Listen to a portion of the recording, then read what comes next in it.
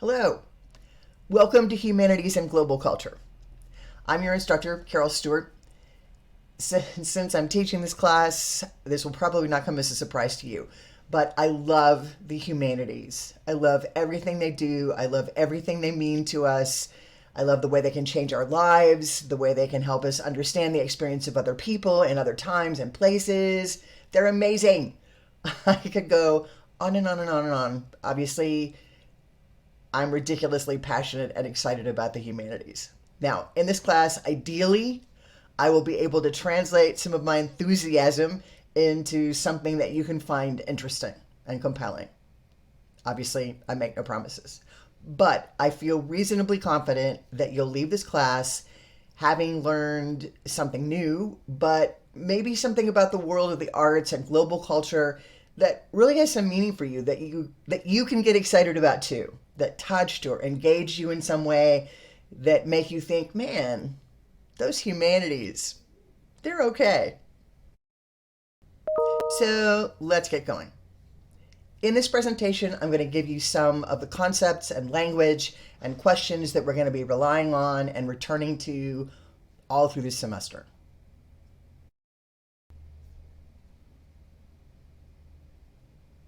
So, what are the humanities? The definition of the humanities for the purposes of this course, this is a little, stuffy. The global, diverse ways in which humans have produced and engaged with enduring objects of cultural production. That's a thing.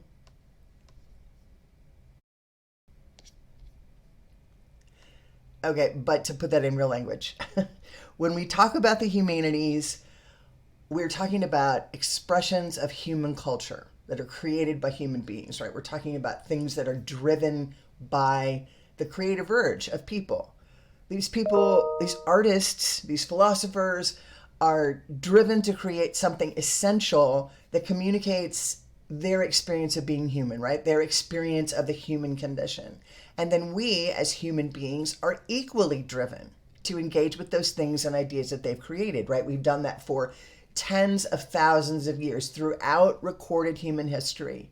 Humans have made things that express something about their culture, about their experience, and people have been excited about seeing, hearing, engaging with those things, whether it's drawings or music or storytelling, that we are driven to learn more about our own experience, right? That we want to make sense of our world. And by doing that, by engaging with these things, we historically have found that that makes a difference. So, what do the humanities give us? What do they offer? Like I was just saying, they give us stories that inspire us, they give us ideas that help us think about the world that we live in, think about our experience. They give us sounds and images that we find exciting, right? Sounds like, did you just today listen to music that you enjoyed, right? You've already engaged with the humanities today. Or if you haven't listened to music yet, you will. If you're getting ready to tune in, like, and watch your favorite miniseries, then you're already excited about and engaging with the humanities. And then knowledge. They give us knowledge. They give us the ability to think critically. And by critically, I don't mean that sucks. I mean to think critically in terms of being able to step back and analyze, look at something outside of our own world, our own experience, right? And then we can respond critically and creatively to the creative products, to the art, to the philosophy, to all of those kinds of the history, right? The bringing togetherness of other people. And we'll talk more about responding creatively later in this semester, but you're definitely going to be doing that. All right, so in our travels, we're going to be focusing primarily on disciplines, right? These disciplines within the humanities, right? The humanistic arts. We're not going to go deeply into philosophy. We're not going to go deeply into history. We're going to get enough of that to give us a cultural frame, but we're not going to delve too heavily. Instead, we're going to focus on the art part of the humanities. So literature, visual arts, film, music, theater. There are other disciplines, dance. There are what is called arts and crafts, right? Furniture making, fashion, garden design. There are all kinds of things that fall under the humanities. In this class, we're going to focus primarily on visual art, music, and theater. To do all that, we're going to be looking at what we're going to call artifacts. Artifacts are those things, a song, a dance, a novel, a play. Those are all artifacts from within those disciplines. We're going to look at these artifacts across a wide chronological spectrum. My dog is going to start barking in a second. From the ancient world, from the ancient world to the present. It's okay, buddy. So we're going to look at things historically across time, and we're going to look at things across a wide geographical and cultural spectrum, right? That we want to try to expand our understanding of the world, push beyond our Western point of view, and sort of look globally, although there was a hint there in the title of the class, globally as opposed to just Western culture, which we're so immersed in. We're going to study the humanities in three primary ways. We're going to study through personal engagement, right? When you engage with one of these artifacts, more of these artifacts, and you'll reflect and respond to them. Through critical engagement with these artifacts, you're going to analyze them, interpret them, and communicate your thoughts about them. And through creative engagement, where you'll reflect on something, imagine, and make something new. This is not about becoming a brilliant artist. This is about finding a way to channel your imagination and creativity and contribute your own artifacts to the world of the humanities. So this is going to sound like really inflated, but again, I'm passionate about them, but this is true. They offer us a technique for living.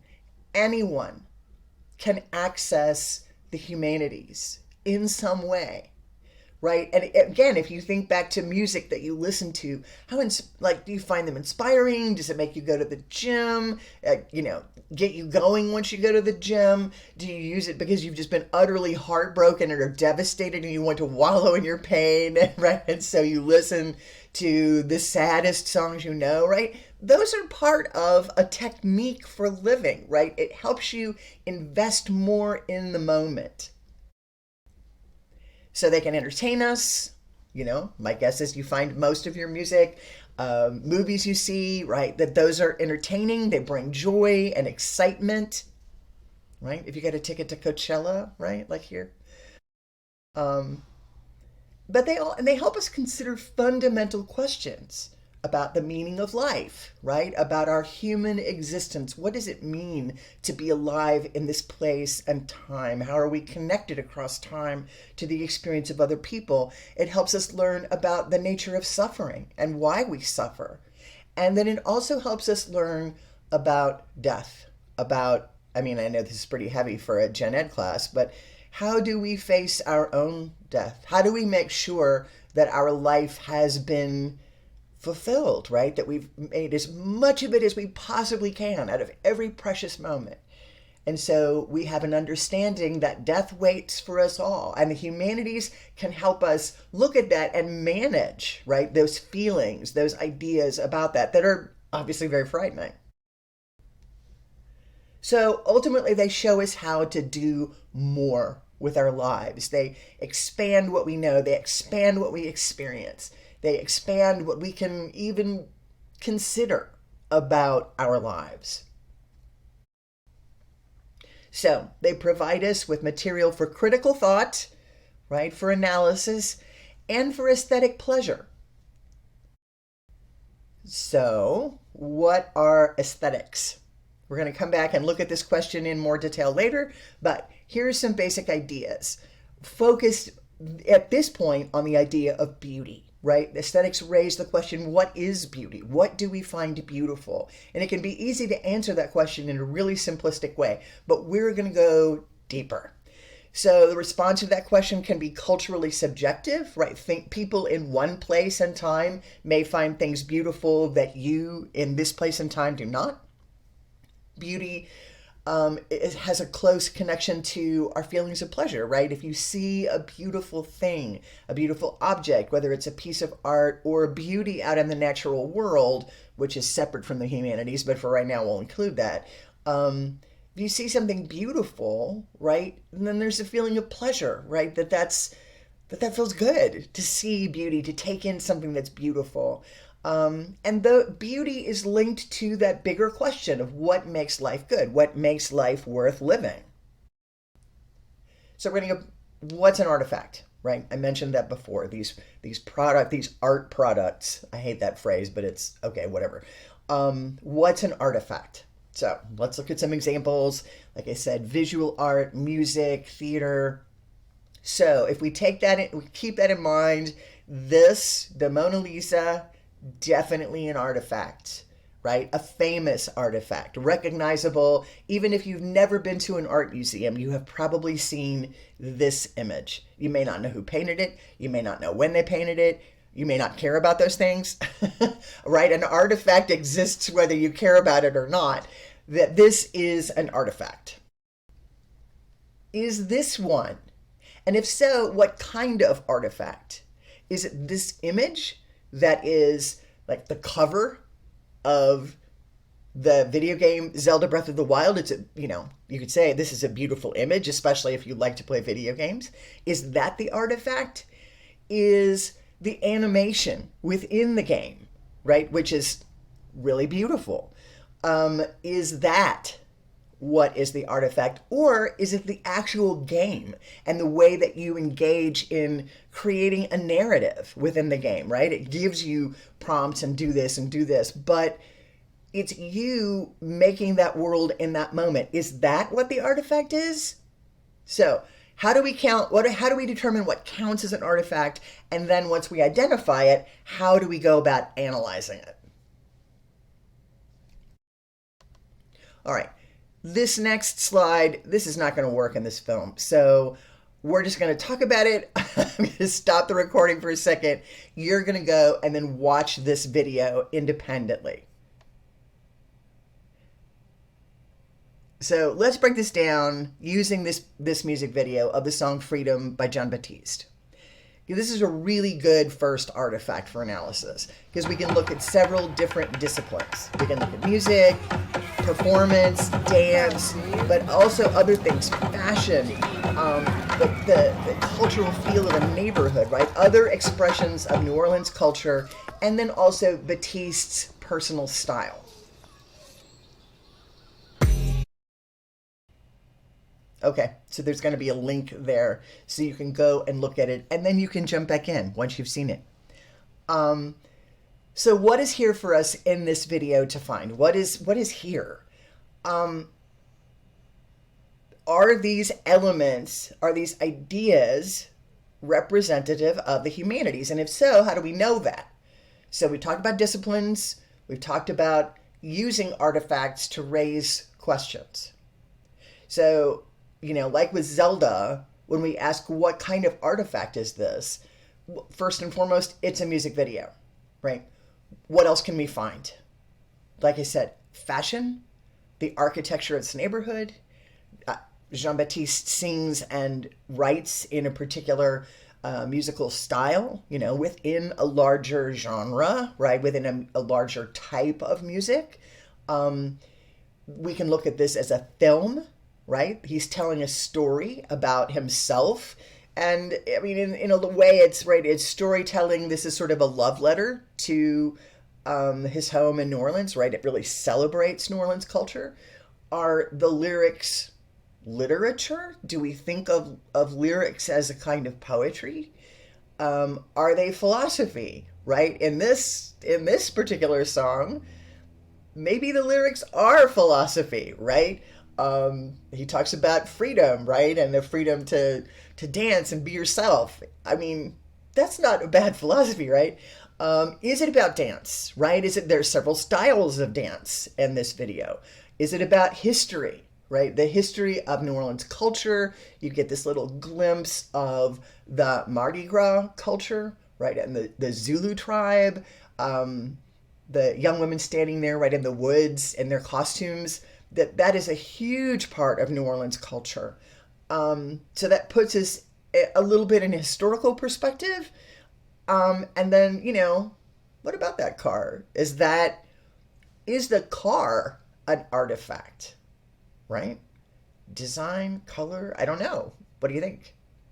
So again, if we know that this is filmed in New Orleans and we know that Jon Batiste is from New Orleans, can that give us some information to look a little deeper? So again, you're going to watch the video and I'd like for you to make a list. There'll be an independent assignment description that you'll do where you do this, and it'll be part of your reflective journal. But I want you to make a list of the things that you see, whether that's specific kinds of artifacts, or whether it raises questions that if I were to give you this video as a bigger research project, what would you want to follow up on? Right? There's not a lot of right answers here. The humanities are pretty broad. But your reflective journal and this assignment should give you the opportunity to raise your own questions. You don't have to do the research, but give some thought to where you might start if you did it. A couple more things. We need to know the difference right here from the very beginning. The difference between an artifact and an object. So if we look at this, is the plane an artifact or an object? Right? And I mentioned the car in the video. What's the difference between the car and the airplane? Right? And that may come to questions of design. You can say, well, airplanes are obviously designed in a certain way, but they're designed pretty much functionally. That crazy car that he was driving, and especially not driving it in a time when everybody drove those cars, right? That is a classic car that has been maintained and preserved in a specific kind of way. Like I said, is that an artifact? And what's the difference between that and the kind of plane that you get on if you go to the airport? You have to decide, is that an artifact or an object? Now, is the image of this plane an artifact? And then we can look at the scale of importance, right? It's not the Mona Lisa, right? So how do you know? How can we step back and consider our thoughts and responses to artifact, object? So what about these pieces of jewelry, right? You could call jewelry, right? Jewelry would probably fall under arts and crafts, right? Like embroidery, or like I said, woodworking or pottery, right? Jewelry, is this an artifact? Does it say something about culture in a place and time? But what about these? Right? These may be objects. Now, they may have artifacts on them, right? Maybe they have music. Maybe they have theater production. Maybe they have, I don't know, a movie, right? That they could contain an artifact, but they themselves are things. Does that make sense? Now, if we look back to the jewelry, do those CDs turn into artifacts when we make them into something, when they become the raw material, right? It would be like if I showed you a tube of oil paint and said, is this an object or an artifact? And then object, but then if we turn it into a painting, we have an artifact, right? So that is a way that we look at materials or objects, and that versus an artifact. Now, if I gave you a kind of oil paint that hasn't been used since the 1700s, that might be a cultural artifact, maybe, but it might also still just be an object, historical object, but an object. So now that you know what an artifact is, you're going to take it away. So we go back to aesthetics, and the practice of aesthetic analysis and the concept of beauty. So think about what that means to you. If I ask, what is something that is beautiful, what pops into your head? So think about when other people have used that word to describe something, and think about moments maybe when you agreed with them or moments when you thought, I'm not seeing that. No.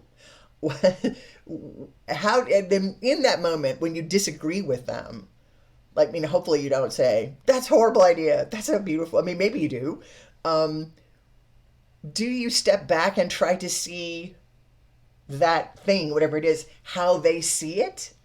Because that's an interesting exercise, right? Setting our own opinions aside to think about the experience of someone else, right? That's a lot of what critical analysis is. It's a lot of what the humanities are, putting our own immediate likes and dislikes to the side and trying to look at someone else's experience. And in that, right, what do people find beautiful? What do you find beautiful? And how do we know? Is there an answer to that question? Is this thing, is this artifact, is the Mona Lisa beautiful, right? And somebody might find it, obviously a lot of people find it really beautiful. You might not.